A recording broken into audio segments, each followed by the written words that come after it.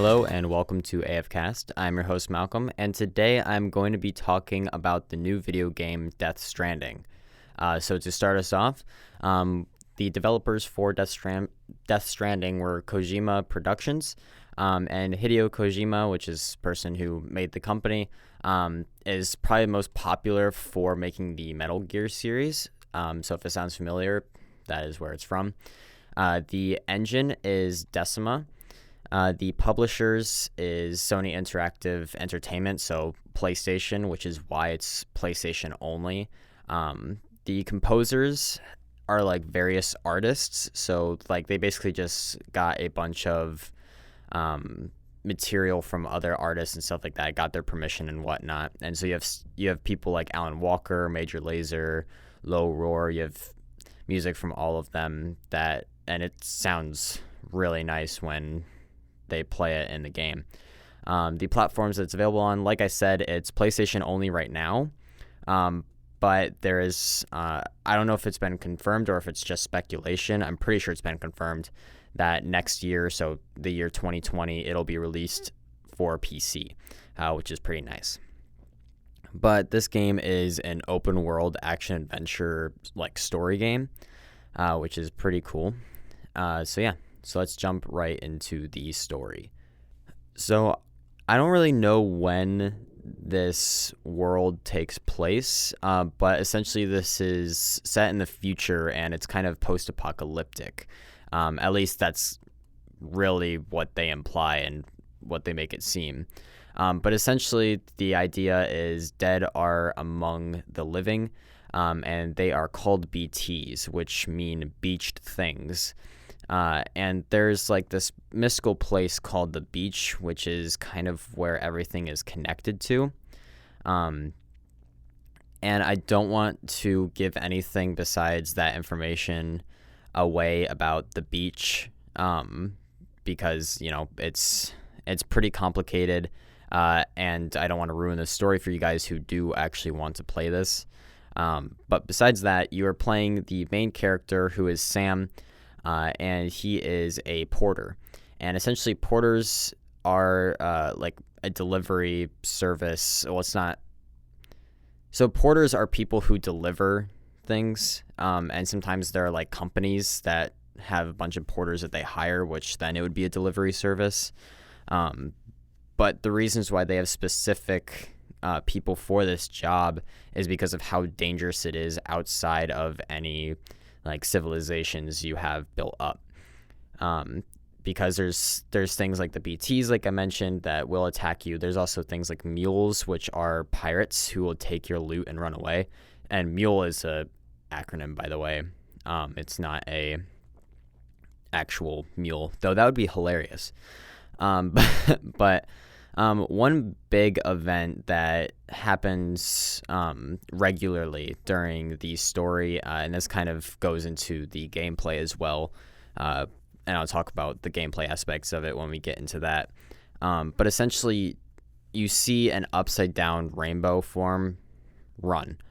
And essentially what happens, this upside-down rainbow forms because of timefall, and timefall is the rain that comes from like around the rainbow, which is, you know, obviously what creates the rainbow if you know anything about it.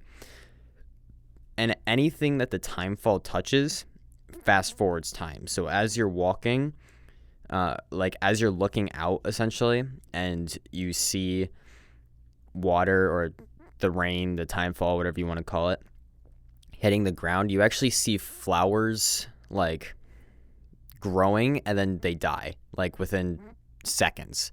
And so this is obviously an issue, especially with it being as common as normal rain in this world. And then during the timefall as well, BTs will spawn. The beached things will spawn, which are like dead people who will attack you, which is kind of like the most simple way to put it. I'm not even sure if they're considered dead, but that's kind of what is implied. But it's pretty complicated. And then there's also like certain areas that are more likely for the timefall to actually occur, And the reason that this is because of chiral energy, which is this new energy that obviously doesn't exist on, you know, at our time. But this allows for all of this timefall stuff to happen, and essentially it's a new thing to harness that we're able to use to communicate and connect things together and everything like that, create new technology, whatnot. So you learn more and more about it as the game goes on. And one cool thing is that you'll actually find like chiral handprints, and essentially what this is little golden, not little, they're probably bigger than most people's hands actually, but they're golden hands that are kind of sticking out of the ground, and there's usually like rocks and stuff floating around them, which is pretty cool. And they're usually found where time falls usually occur, which is pretty interesting as well. And you're able to collect this as a resource and able to recycle it, and it's actually able to be used to make items and stuff like that. You yourself don't make the items, but you give it to companies. I don't want to call them companies, but they're like stations and stuff that will transform it into items for either you or other people, which is nice. But essentially your main goal of the game, once you get through like the first chapter, is to get to the west coast of the United States, and you start just off of the east coast of the United States. So it's a pretty far journey. And the way that you travel is by foot, and eventually you start traveling by bike. So like a motorcycle, kind of like Days Gone. And you go to different stations, and you are essentially connecting them to a chiral network to start recovering lost data from the past. And each one of these stations is about 1 kilometer apart from each other, and you're connecting them up, and they'll give you resources. You're able to store stuff at lockers and go to private rooms at some locations as well.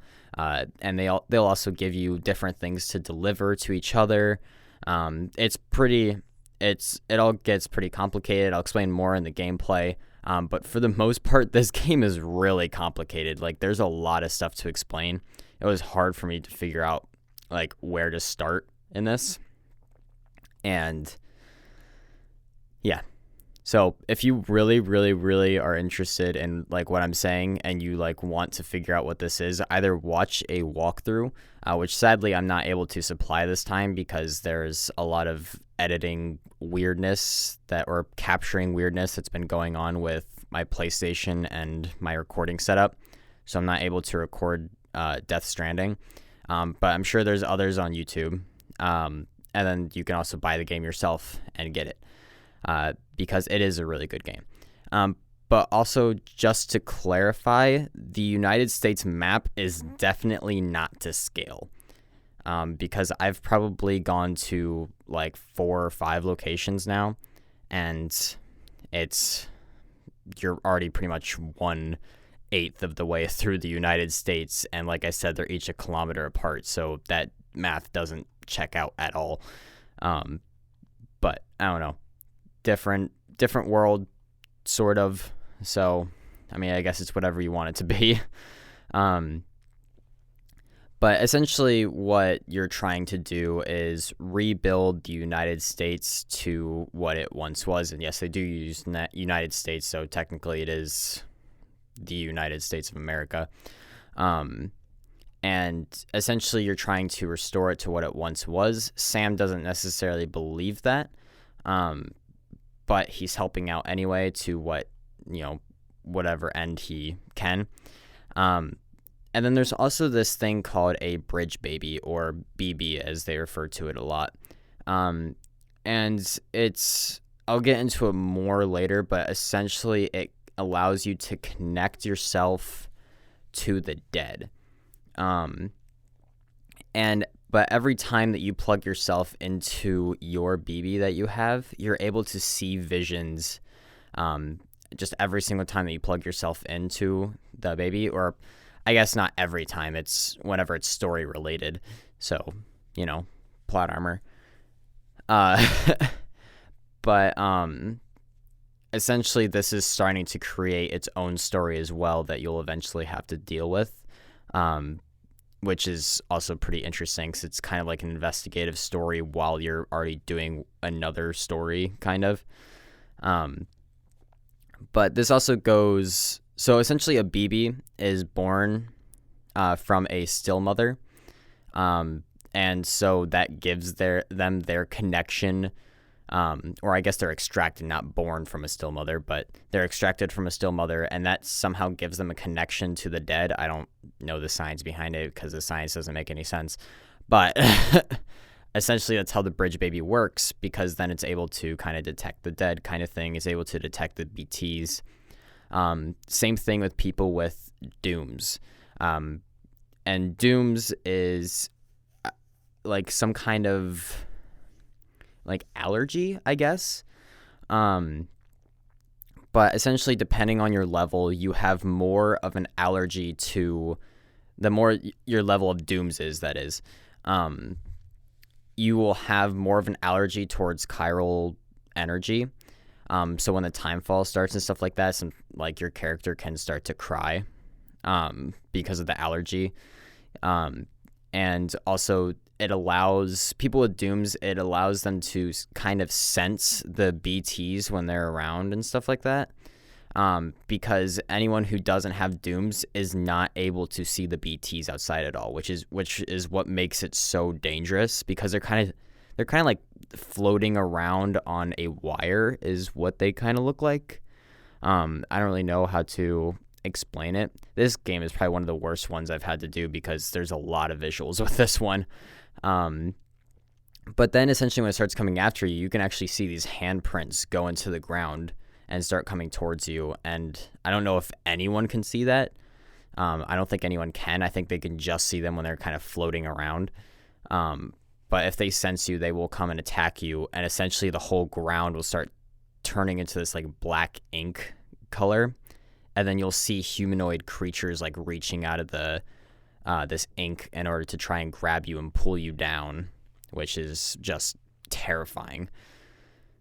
But yeah. And so dooms is important to being able to either see them or just sense them depending on your levels of it. But yeah, so let's get into the gameplay. So the gameplay is heavily based around actually traveling on the ground, because it has a lot to do with like balancing your stuff out, keeping the right weight, like actual like anchors and ladders and stuff that you're able to deploy. But essentially one big thing is the cargo. So since you are, a porter, since you are a porter, you are carrying around cargo from location to location. And at the beginning of the game, you're just transporting stuff that is for your missions that you're supposed to do. So it's just objective based at first, but later on you're actually able to take on random orders. And you're even able to pick up stuff that porters have dropped, like getting from location to location. Like if a porter was either raided and had to run away, or if a porter just accidentally lost something while they're transporting something, then you're able to pick it up and finish the job and you'll get the credit for it instead. And essentially when you complete an order, you actually get like credit, so you get like reputation kind of. So it depends on like different variables, like the condition of the cargo, the delivery time, what the cargo actually was.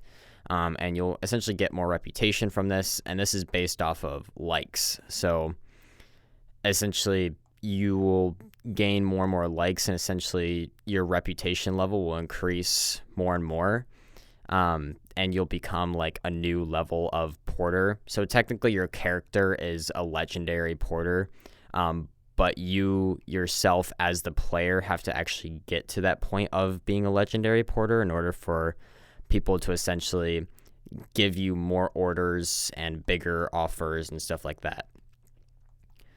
So one way that you actually carry around this cargo is with your backpack. So this isn't just any ordinary looking backpack either. It's just like kind of just straps kind of with a little base plate at the bottom of it. But this originally, because you can upgrade this once you get to a certain amount on like I think it was the like condition of the cargo. I can't remember which one it was. But essentially, once you get to a certain point, how much you're able to carry goes up. Originally, you are able to carry like 120 kilograms. I think it's in kilograms. It might be in some other weight. But as soon as you go over that, your character is essentially like moving extremely slow to the point where there's no reason why you should be doing that unless you're like 2 feet away from where you need to go. And adding too much, which is usually like above half of that. So like once you get to about 60, you'll start to kind of lose balance, and you'll need to grip the straps on your backpack. So essentially, like if you're starting to fall and lean right, you have to use the left trigger in order to grab the left strap of your backpack and kind of like readjust yourself.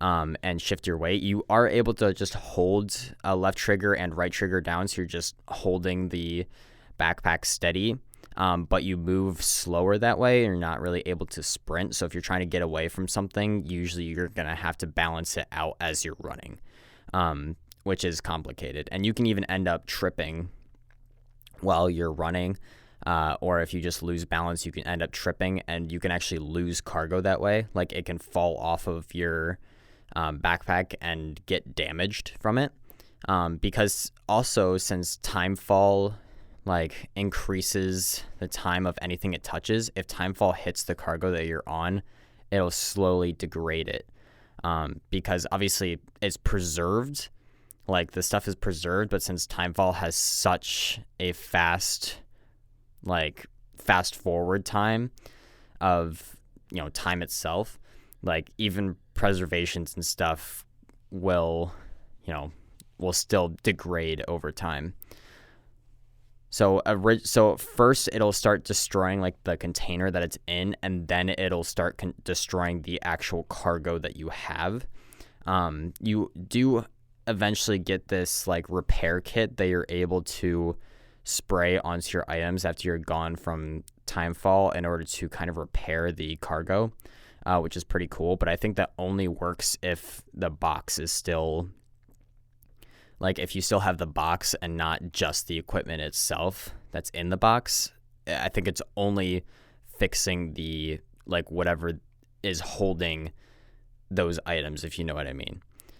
I don't know, it's, like I said, pretty complicated, but it's kind of cool because all of this is based around kind of traveling and you actually having to know what you're doing in order to get this cargo from one location to another, whether that is based off of how fast you get there, because delivery time is an issue, and also that happens for how much you're carrying.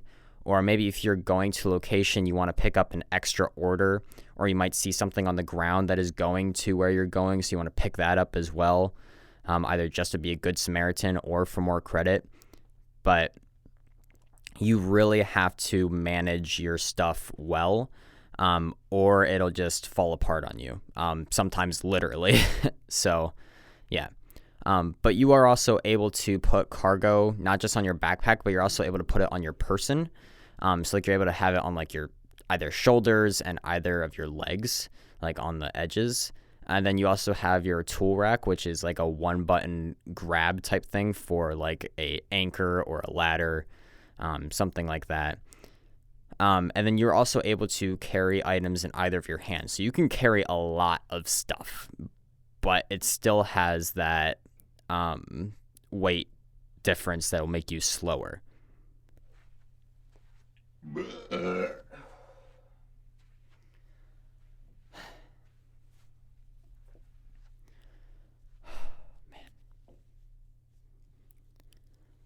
There are a couple other things besides just normal like items and stuff that you can transport to different areas that you'll usually find. Like this stuff is like resins and metals, which are just like normal materials that you can find that are on the ground in the same types of boxes. And you can use this stuff to create equipment. and even like build up equipment as well. Like there's some things that you're going to need to add supplies to it over and over again in order for it to actually complete its job, which I'll get into later. And then you're also able to go to different stations and actually recycle items that you have. Like if it's not useful for you, or if you don't think you're going to be able to take the cargo elsewhere, you're able to just recycle this stuff and create it into, whatever is going to either help you or the station that you're at. And this could also be a use for destroyed items that you find, because you will find not just regular cargo on the ground, you will find destroyed items on the ground as well that were left behind, and you're able to recycle these and, still get something out of it, which is nice. And essentially the different equipment and stuff, you have an equipment wheel that you're able to use. You can only have so much on you at a time though. But you're able to select what equipment you want to use. So like the original stuff you'll get is like a ladder, an anchor, and a PCC. So the ladder is essentially, it's a box that will expand into a ladder up to a certain size. And you can either use this to put across like a river and like walk across it, or you're able to put it on some kind of vertical surface and use it as, a ladder.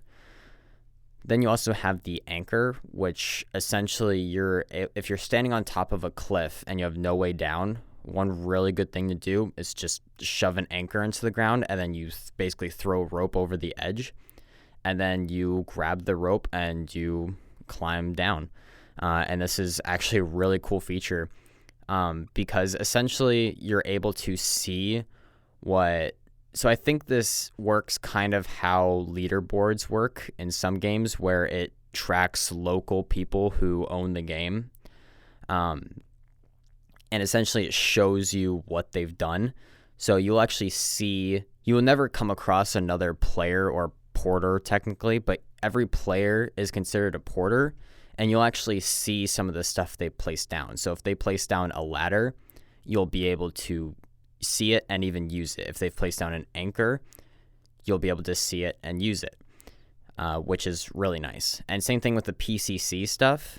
So the PCC is essentially a 3D printing type thing. So basically you put it on the ground, first you choose what you want, and then you put it on the ground.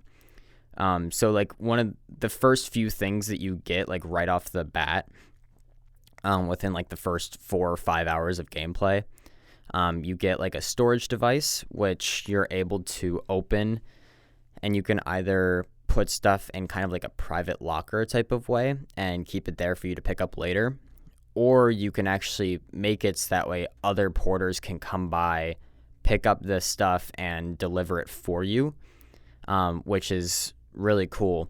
It's a really cool handoff system. I don't know if you really get any credit for doing that. I haven't tested that out, but I don't think you would. But at least you've done your part in getting it part way to somewhere, which is really nice.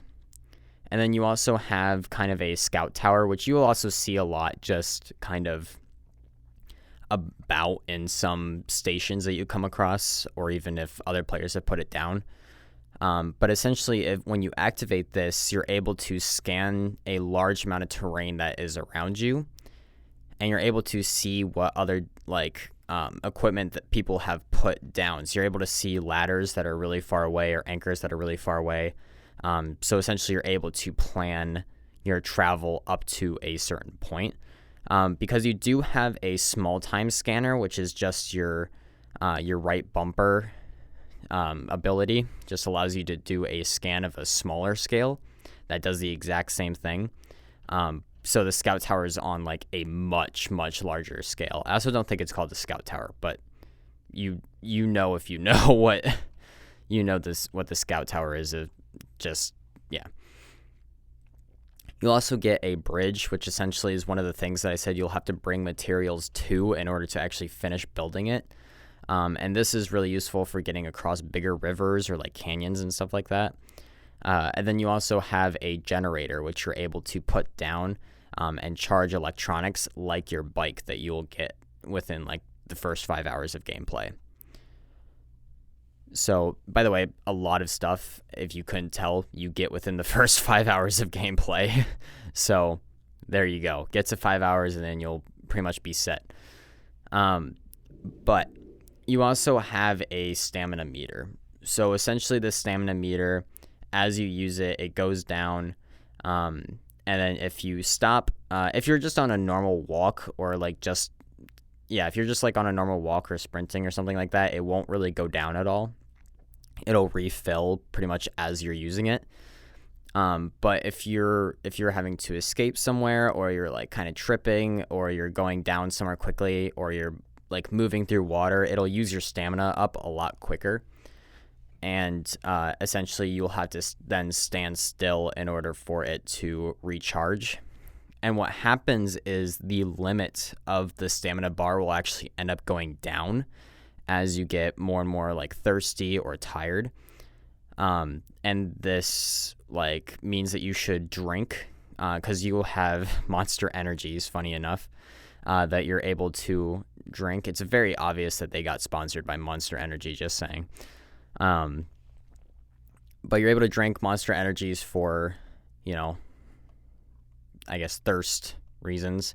And then you're also able to rest to gain your, stamina. That's it. But what can happen if you don't have your stamina is you can end up like tripping or losing balance a lot easier, rolling down a hill, kind of like you can in Ghost Recon Breakpoint. Like if you run out of stamina, you'll start rolling down a hill. But yeah, so you can recharge it though. It's really easy as long as you have what you need around you and you're not, but it can suck if you're trying to get away from something. This is what makes the bike so nice, except for, obviously the fact that you're going to have to go up hills sometimes. But yeah. And also your shoes will actually get worn down as you play. So you'll actually have to change them out. You can either find more boots at mule camps, or you can actually like create them out of the resins and metals that you get. And yeah. And like I said, you will eventually get a bike. You do have to charge it, but it does have a pretty big battery. And you can actually store cargo on it, which is nice. So you don't have to keep it all on your person. And this allows you to carry more to a greater distance quicker. So the bike is a lifesaver. And then with the Bridge Baby, to get more into that, essentially, it allows you to detect BTs, like I said. But the way it does it, way it tells you that it's detecting BTs, is that it uses a device, like it's this little circular dish with 4 arms, like one on each side of the circle.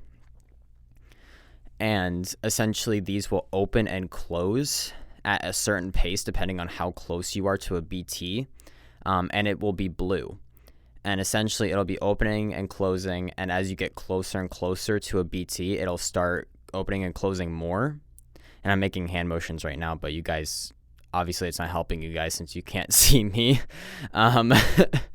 But once you actually get close enough to it, it'll start turning orange, and it will completely just stay open while you can hear the baby crying, because obviously it's very upset that you're next to a dead person.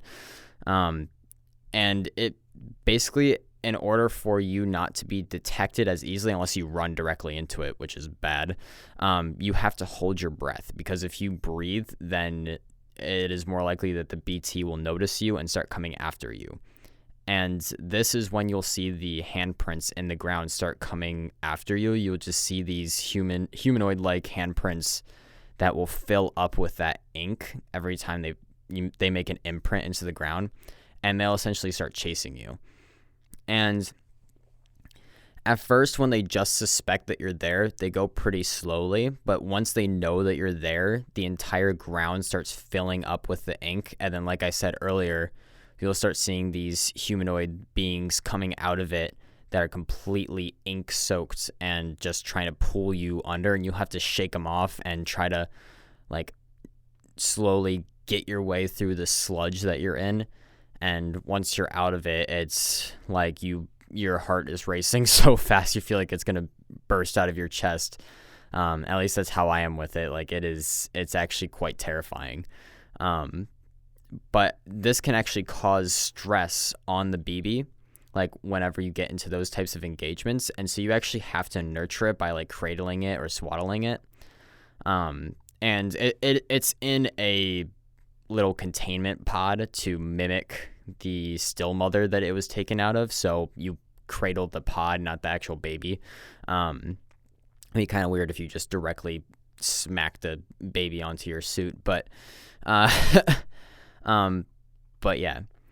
And like I said, Dooms has a similar effect that the BB does, except for it doesn't have that little light thing. So Sam wasn't really before able to do that as well. So now you're able to do it better with the BB. And essentially you two are working together.